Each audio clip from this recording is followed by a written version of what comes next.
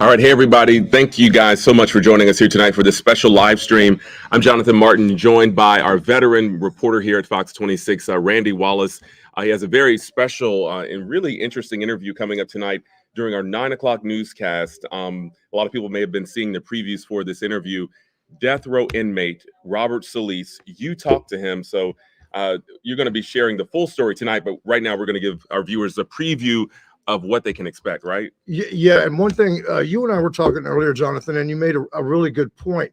This is in a lot of people's minds still, because it was just in October when Robert Solis was convicted for killing Harris County Sheriff's Deputy Sandeep Daliwal. And we all know that Daliwal was well-respected, a beloved member of the Sheriff's Department. He was sort of known for going above and beyond. He helped a lot of people during Hurricane Harvey, the aftermath of Hurricane Harvey. So yeah, we went up to the Pulaski unit in Livingston and we spoke with Robert Solis. Here's a little bit of what he had to say.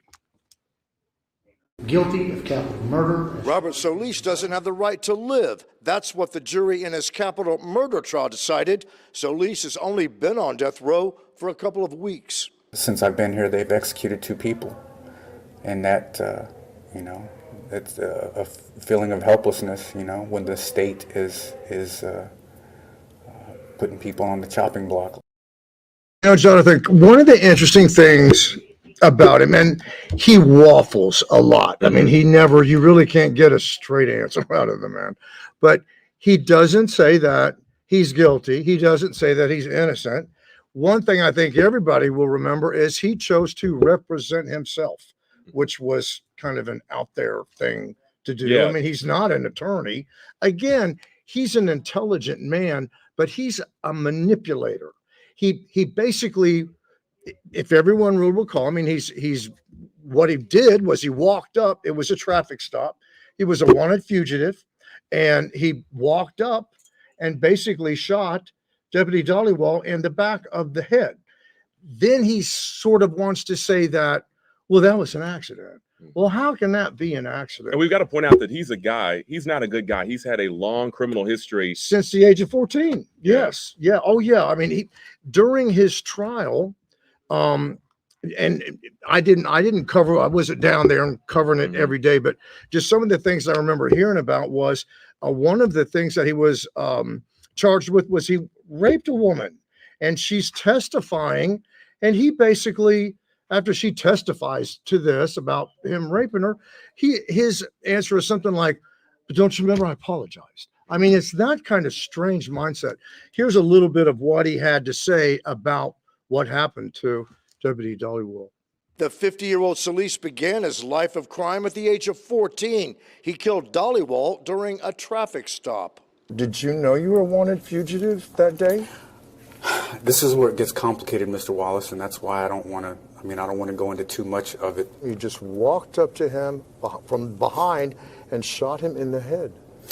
If you look at the evidence, that's not, I mean, that's what appears to have happened. I explained that it was an accident when I was behind him.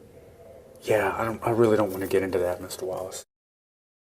You want to kind of be, tied down to anything. And it's one of those things too that, I mean, some people, they have the attitude of, well, why give someone like this a forum? I think it's interesting to hear from somebody that is this despicable. Yeah, and one of the things people may have seen in the promo that's been running is that you ask him, does he have any remorse? Does he talk about that? He does. He does apologize to the Daliwal family. And then he says things like, there's nothing I can do that will bring him back. Well, of course not.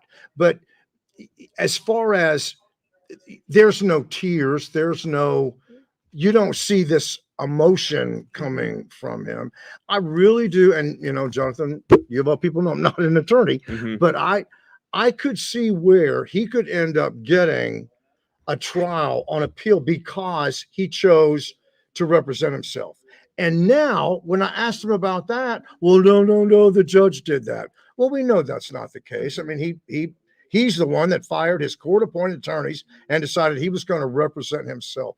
But I think that in itself could lead to a new trial for him. And when I asked him, "Would you want a new trial?" Yeah, I want a new trial. But then the reason I wouldn't want one is I wouldn't want the family to go through another trial. Interesting. So he's been on death row, as you said, just a couple of weeks now. Yeah. Do you think it's, from what you were able to tell, has it sunk in that this is the life he is now looking at? I mean, death row? Well, when of course, everybody, when you first arrive, you don't have a date. So everybody that's ends up on death row, they're going to spend the first at least 2 weeks, like, under observation, suicide watch. And he talked a little bit about that, didn't he, Raymond? And I asked him, I said, "Would you do that? Would you ever consider?" "Oh, no, that's the coward's way out." I do think it's interesting that we're hearing from him because, like you said, Deputy Daliwal was such a beloved officer. He was known in many ways a trailblazing officer. Yes. He was the first Sikh community deputy that we had here in the Harris County, Houston area. He was known for wearing his turban. He did a lot in the community. So I think there are a lot of people who are invested in this story and invested in perhaps hearing what he has to say, maybe getting some answers that they didn't get during the trial. And talking about Daliwal, and I didn't know this until I started researching it. He had an impact on, there's other law enforcement departments across the country that they started allowing people to wear things like turbans, because of their religious beliefs. I mean, his impact is phenomenal. Let me ask you this. Why do you think it was that he agreed to talk to you? Because I know you've done many of these interviews over the years, and you often get the inmates to say, "No, I don't want to talk." Was there a feeling that he was hoping for perhaps an appeal, as you mentioned, or do you think maybe he just wanted to have his voice heard in general? Well, like you said, everybody, this is how it works. You submit a request. They go to the inmate. "Hey, this reporter wants to do an interview with you. Do you say yes or no?" They say yes. When it comes to death row inmates, and this could, I don't know, this could be with every inmate, period. But I do know with death, because it's happened to me in the past where we've gone to a unit, the Pulaski unit, and the death row is, "Oh, no, I don't want to talk."